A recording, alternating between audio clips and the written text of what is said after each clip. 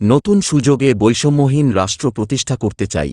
মির্জা ফখরুল। বিএনপির মহাসচিব মির্জা ফখরুল ইসলাম আলমগীর বলেছেন, ৩৬ জুলাই বা ৫ আগস্ট ফ্যাসিস্ট শক্তিকে পরাজিত করে নতুন সুযোগ সৃষ্টি হয়েছে।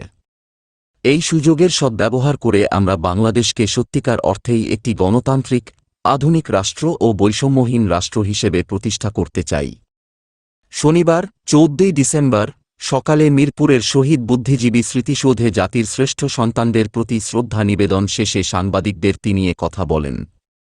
মির্জা ফখরুল বলেন, ১৯৭১ সালের এই দিনে বিজয়ের পূর্ব মুহূর্তে পাখানাদার বাহিনী বাংলাদেশের প্রথিতযশা সাংবাদিক, বুদ্ধিজীবী, অধ্যাপক, বৈজ্ঞানিক এবং সুশীল সমাজের বিশিষ্ট ব্যক্তিদের তুলে নিয়ে গিয়ে হত্যা করে।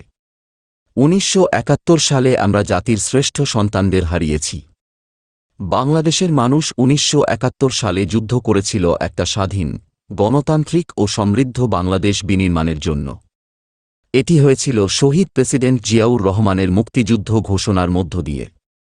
বিএনপি মহাসচিব বলেন, জাতীয়তাবাদী দলের পক্ষ থেকে, দলের চেয়ারপারসন খালেদা জিয়ার পক্ষ থেকে এবং ভারপ্রাপ্ত চেয়ারম্যান তারেক রহমানের পক্ষ থেকে আজ আমরা সবাই মিলে শ্রদ্ধা নিবেদন করেছি। শহীদ বুদ্ধিজীবীদের মাগফিরাত কামনা করছি। খুব দ্রুত জনগণের ইচ্ছা অনুযায়ী একটি নির্বাচনের ব্যবস্থা হবে আশা প্রকাশ করে মির্জা ফখরুল বলেন, আমরা সবসময় আশাবাদী।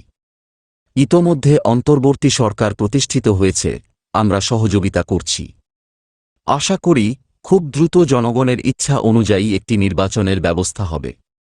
একটি অবাধ, সুষ্ঠু ও নিরপেক্ষ নির্বাচনের মধ্য দিয়ে জনগণ তাদের প্রতিনিধি নির্বাচনের সুযোগ পাবে।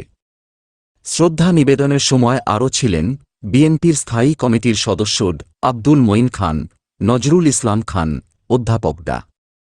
এজেডএন জাহিদ হোসেন, চেয়ারপারসনের উপদেষ্টা আবুল খায়ের ভূঁইয়া, আব্দুস সালাম, সিনিয়র যুগ্ম মহাসচিব রুহুল কবির রিজভী, যুগ্ম মহাসচিব খায়রুল কবির খোকন, হাবিব উন নবী খান সোহেল, শহীদ উদ্দিন চৌধুরী অ্যানি, প্রচার সম্পাদক সুলতান সালাউদ্দিন টুকু, স্বেচ্ছাসেবক বিষয়ক সম্পাদক মীর শরফত আলী সপু, স্বাস্থ্য বিষয়ক সম্পাদক ডা.